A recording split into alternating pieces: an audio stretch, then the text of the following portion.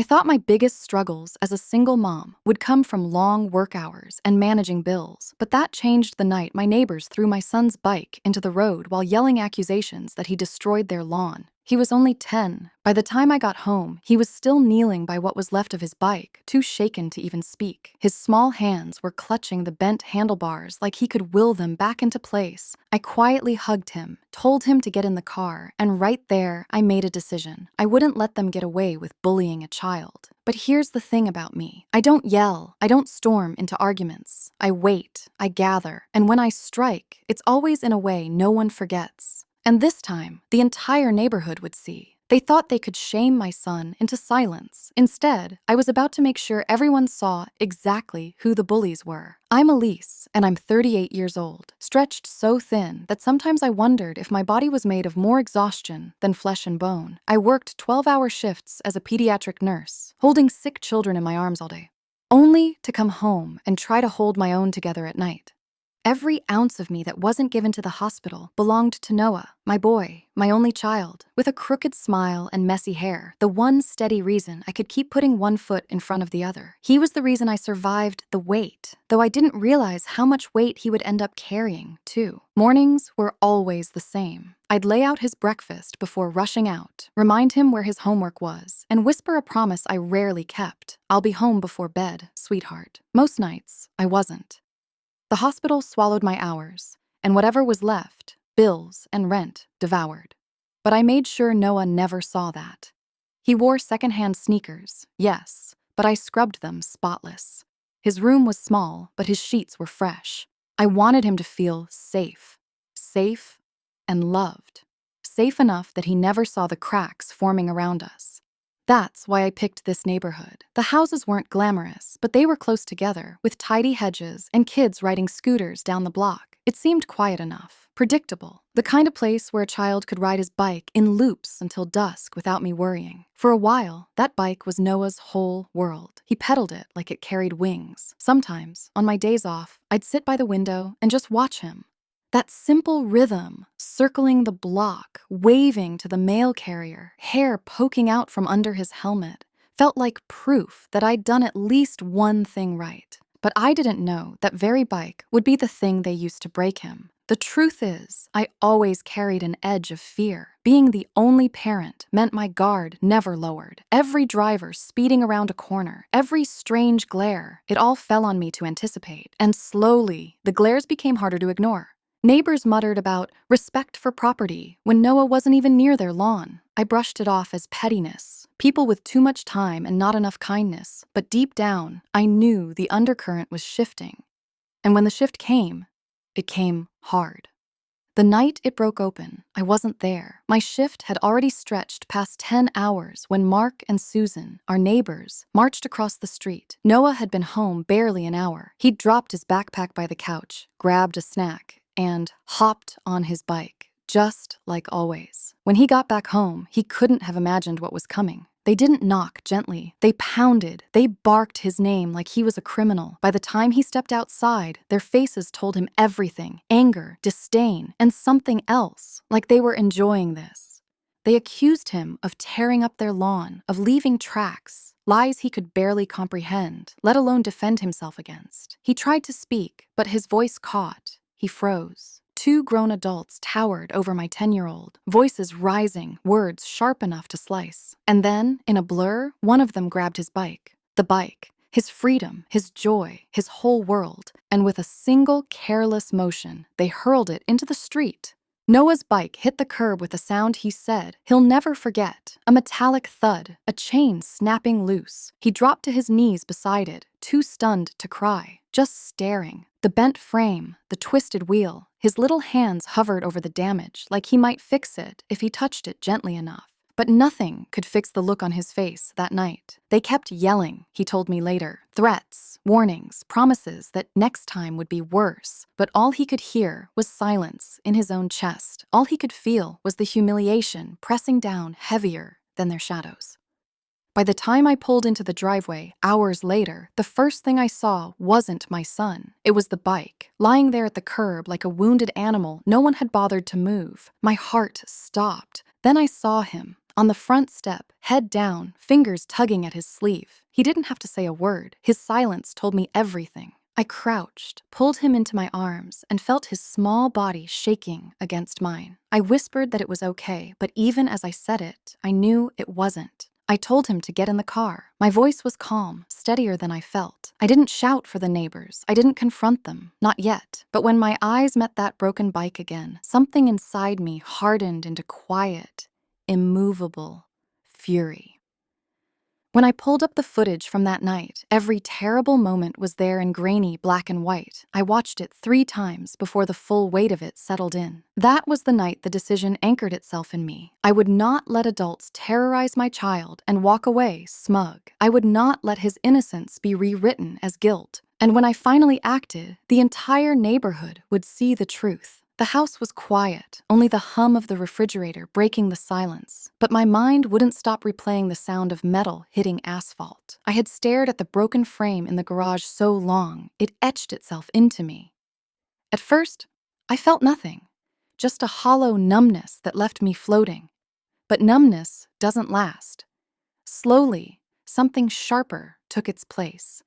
The days that followed proved my instincts right. The story spread like wildfire, but not the truth. Nope, the very same neighbors who had cornered my son were already twisting it, retelling it as if they had been the victims. I overheard it in the grocery store, on the sidewalk, whispers of a child who didn't respect property, of a boy who ruined a lawn. My son's name wasn't said out loud, but it didn't have to be. Everyone knew, everyone was hearing their version. And all I could think was, liars always shout the loudest at first. To outsiders, it might have sounded like nothing, a silly dispute about grass. But I knew better, because I had held my son while he shook in silence. I had felt the way he couldn't meet my eyes, as if part of him believed he had done something wrong. And no child should ever carry that. That was the moment I understood. It wasn't about the bike anymore. It was about the story being written around him, and I was the only one who could rewrite it. But how? That question nearly broke me. If I lashed out too quickly, they'd call me unstable, the angry single mom. They'd paint me as proof of their lies.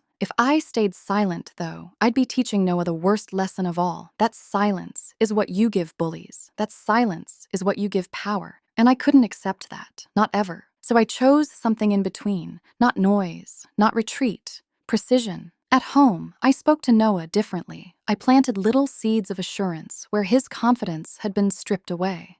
This isn't your fault, I told him. Justice takes time, but it's real. I'll never forget the way his head lifted when I said that word. Justice. Promise? He asked. I promise, I said. Because dignity is something no neighbor can steal, not if we face the truth together. That became our anchor, and every time his voice cracked at school or he hesitated to ride again, I reminded him, this is not the end of your story. But words weren't enough. I needed a plan. For 2 months, I planned methodically. During lunch breaks, I researched event permits and contacted vendors. I saved every extra dollar from overtime shifts. I reached out to the community center, explaining I wanted to sponsor a neighborhood event. No mention of why. I enlisted help from other parents at Noah's school, people who knew nothing about our situation, but were happy to volunteer for a block party. The permits took weeks to process. The vendor bookings required deposits I scraped together slowly. I told people I'd inherited a small sum and wanted to give back to the community, a white lie that made the generosity seem less suspicious. By the time everything came together, enough time had passed that no one connected it to the bike incident. It just looked like good fortune and community spirit. 2 months later, the flyers appeared, a block party, funded by a generous donor. No one suspected me. Why would they? I was the tired nurse with secondhand sneakers on my son. Who would believe I had anything to give? That was exactly why it worked. And when the day came, the street transformed. Food trucks lined the curb, a bounce house inflated at the center, a live band played while children shrieked in joy. And there, in the middle of it all, were Mark and Susan, beaming, laughing, taking credit, bragging that their concerns must have inspired all this. I let them. For a while. Because I knew what was coming next. As the sun dipped low, the mayor himself took the microphone. He thanked the crowd, then announced the name of the donor. Mine. Murmurs rippled through the block. People craned their necks. I stepped forward, steady, deliberate. Behind me, volunteers pulled the covers off the raffle tables. Rows of gleaming new bicycles. Children screamed with joy as names were called, climbing onto brand new wheels. Applause thundered. And that's when I spoke. I decided to do this, I said, my voice carrying over the festival noise. Because one child's bike was thrown into the street last month, I wanted to make sure no child here ever feels unsafe or unwelcome again. The laughter stopped, the music faded, and then the screen lit up. At first, just static, then grainy, black and white. My driveway, my son's bike, two figures storming across the lawn, faces visible, red with rage, hands gripping the frame. And then, one violent motion. The bike hurled into the street. The gasp that followed didn't sound human. It sounded like air being sucked from 100 lungs at once. Mothers pulled children close. Fathers shook their heads. Whispers hissed like snakes through the crowd. And Mark and Susan, they froze. Their faces turned crimson, as if shame itself had reached up and slapped them. Their pride drained out in real time, leaving nothing but two people shrinking smaller and smaller under the weight of every eye on them. Susan stammered first, her voice cracking like thin ice. We only meant to scare him a little. But the words sounded pitiful, hollow, swallowed immediately by the crowd's disgust. Mark grabbed her arm, hissing for her to be quiet. But it was too late. The excuse hung in the air like a confession. The crowd turned, slowly, deliberately. Monsters! The first voice was quiet, almost whispered. Then another. Cowards! But within seconds, the words weren't whispered anymore. They were spit like venom, passed from mouth to mouth until the entire street seemed to hum with condemnation. How could they? Terrorizing a child. Shameful. The voices layered over each other, building into a chorus of judgment that pressed down on Mark and Susan until their own lawn felt like a cage closing in around them. And me? I didn't need to gloat. I didn't need to scream, because the shame now spoke for me. And when I looked at Noah, standing taller than I had ever seen him, shoulders squared, chin high, I knew the neighborhood would never see him as the boy who didn't belong again. They would see him for what he always was, a child wronged, and finally defended. The silence that followed was heavier than thunder, and louder than anything I could have yelled. The block party wasn't the end, though the power had shifted. Noah walked taller, but I could see him testing whether this new reality would hold. At school, he raised his hand again. At the store, he asked for something without shrinking into silence. Each small victory was like a flag being planted on ground he thought he'd lost. I started speaking up when neighbors hinted about lawn damage. "You must not have seen everything," I said calmly at the mailbox one morning. The damage wasn't from Noah, it was from their own hands. I didn't raise my voice, but the way I said it made people pause and listen. Soon, the whispers that spread weren't theirs anymore, they were mine. The change came quietly at first. At gatherings, people turned away when Mark and Susan tried to join in. Conversations ended when they walked up. Their lawn still looked picture perfect, but the air around their house grew colder with each passing week. But weeks passed, and the tension didn't fade. Mark and Susan's silence wasn't surrender. It was plotting. I could feel them testing the edges, looking for cracks in their social exile, and I wasn't about to let lies take root again. That's when I knew another move was necessary. I chose my moment carefully, not behind closed doors where they could twist my words later, not in whispers where no one else could hear. I waited until a Saturday afternoon, the street alive with kids on scooters, fathers mowing lawns, mothers tending flower beds, the kind of day where no excuse could erase what people saw with their own eyes. And then Noah and I crossed the street together. His hand was small in mine, but steady. His head wasn't bowed anymore. I wanted him to feel it, to know he had nothing left to fear. They saw us coming. Mark straightened, his jaw tight. Susan crossed her arms like a shield. They were ready to fight before a single word was spoken. I didn't smile. I didn't waste breath on pleasantries. I spoke clearly. My son was accused. His bike was destroyed. Lies were spread. Mark scoffed, loud enough for half the block. That kid tore up our lawn. Susan jumped in, voice sharp. We were protecting our property. I let them talk. Let them pile words on top of each other, and then I lifted the folder in my hand. "This," I said evenly, "is the record of what actually happened." Inside were still images, frames pulled from the footage I'd revealed weeks earlier. There it was, their bodies stepping onto my property, their hands gripping Noah's bike, the violent throw into the street. I didn't shove the photos at them. I held them where everyone could see, and people did. Neighbors paused in their yards. Murmurs grew louder. It wasn't just my voice anymore. The truth had witnesses. Their confidence cracked. Mark's voice rose higher, accusing me of exaggerating, of making a spectacle. I didn't flinch. "The only spectacle," I said calmly, pointing to Noah, "was two adults cornering a child until he couldn't speak. This was never about grass. This was about cruelty."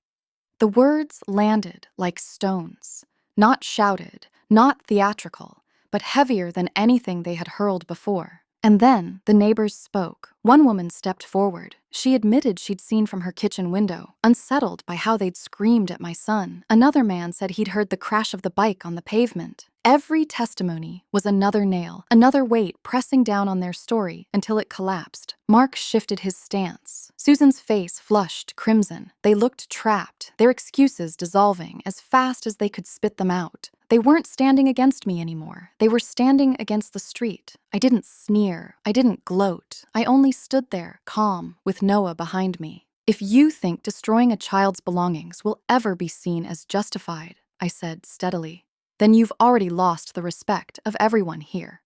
The silence after that was heavy, unforgiving. Neighbors folded their arms. Others shook their heads. A few couldn't hide their smirks as Mark and Susan's smugness melted into discomfort. Their power, once built on intimidation, was gone, stripped away. I turned. No rush in my step. Just quiet resolve as I squeezed Noah's hand.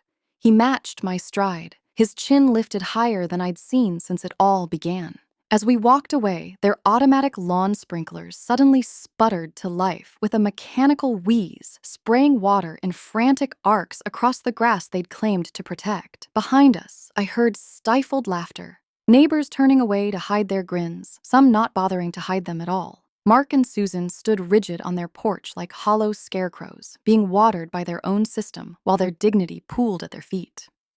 Back in our driveway, Noah tugged my hand lightly, almost testing whether this new reality was real. I looked down. His eyes were clear, unburdened. That was the moment I knew we weren't the quiet targets anymore. We were the ones defining the story now. Protecting him wasn't just about comforting him at home. It was about showing strength where others could see it. By standing in public with him, I gave him back the safety that had been stolen. The neighbors tried to paint him as the problem, but I showed him what I needed him to remember for life. Calm strength silences bullies far more than any shout ever could. And that was never about payback. It was about dignity. And sometimes that's the strongest revenge of all, teaching a child he deserves respect everywhere he stands.